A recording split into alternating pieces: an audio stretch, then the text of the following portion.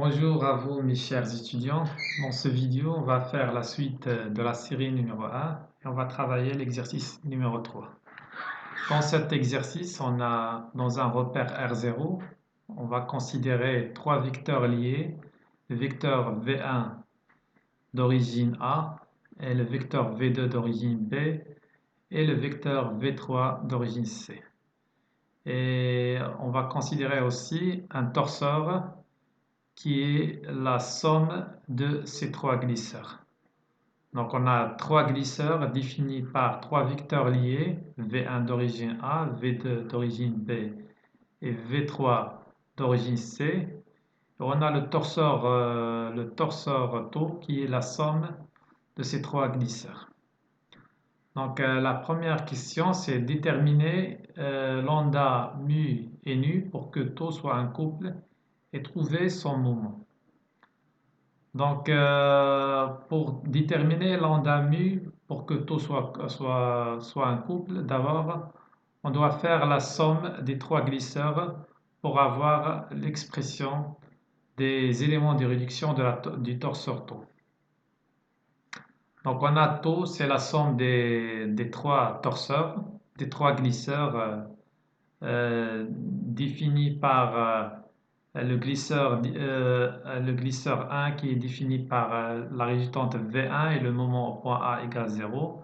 Le glisseur qui est défini par la résultante V2 et le moment au point B égale 0.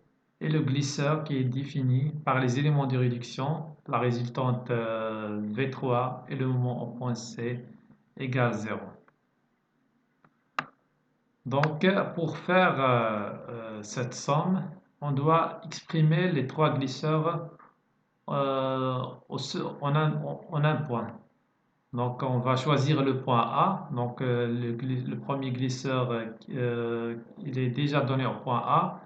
Donc, on doit exprimer les éléments de réduction de ce glisseur au point A et les éléments de réduction de ce glisseur aussi au point A. Donc, pour exprimer ce glisseur et ce glisseur au point A, on va utiliser la loi de la distribution. Donc, on a tau, donc, qui est la somme des trois glisseurs, égale le glisseur G1, qui est déjà donné au point A. Donc, tel que V1, c'est sa résultante et ce 0, c'est le moment au point A.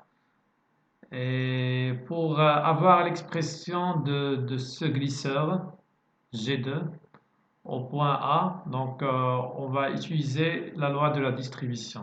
Donc on a déjà le moment au point B égale 0. Donc le moment au point A, c'est le moment au point B qui est 0, plus AB vectoriel V2. Donc ici on a AB vectoriel V2 et cela vient en utilisant la loi de la distribution. Le glisseur 3, il est donné au point C. Donc, on a déjà le moment au point C égale 0. Et pour exprimer le moment au point A, donc on va utiliser aussi la loi de la distribution. Donc, le moment au point A égale le moment au point C qui est 0, plus AC vectoriel V3. Donc, on a ici AC vectoriel V3. Donc, maintenant, les trois glisseurs sont exprimés au point A. On peut faire la somme de ces trois glisseurs. Ainsi, on trouve la résultante du torseur tau R égale la somme des trois résultantes V1 plus V2 plus V3 et le moment M au point A, c'est cette somme des trois moments. Donc 0 plus AB vectoriel V2 plus AC vectoriel V3. Donc on a le moment au point A du torseur tau égale AB vectoriel V2 plus AC vectoriel V3. Et ainsi, en calculant ce produit vectoriel, mais aussi en faisant la somme des trois vecteurs V1 plus V2 plus V3, on trouve l'expression du torseur tau point A, tel que les coordonnées de la résistante R sont 2 plus lambda, 2 plus mu et 1 plus nu. Et les coordonnées du moment au point A, c'est 2 moins nu, 2 plus lambda plus nu et moins 3 moins nu. Donc, on a exprimé le torseur tau au point A. Donc, si on veut exprimer le torseur taux au point B, on peut faire ça en utilisant la loi de la distribution. Et la loi de la distribution me permet d'exprimer le moment M au point B tel que le moment au point B égale le moment au point A. Donc, j'ai déjà le moment au point A ici. Donc, le moment au point B égale le moment au point A plus R vectoriel AB. Donc, si on veut exprimer le torseur taux au point C, donc on doit déterminer le moment au point C. Donc, en utilisant la loi de la distribution, on peut écrire le moment au point C égale le moment au point A plus la résultante R vectorielle AC. Donc, comme ça, on trouve les éléments de réduction du torseur taux au point B et les éléments de réduction du torseur taux au point C. Donc maintenant, on a déterminé le torseur taux au point A, au point B et au point C.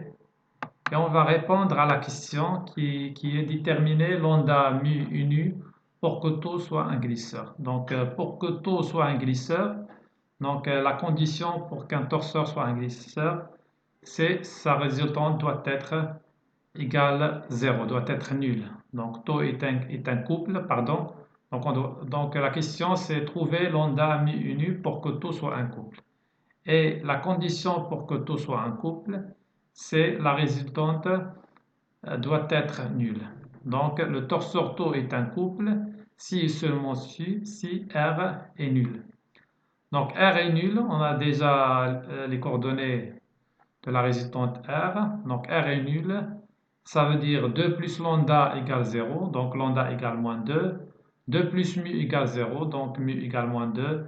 Et 1 plus nu égale 0, donc nu égale moins 1. Donc on a lambda égale moins 2, mu égale moins 2 et nu égale moins 1.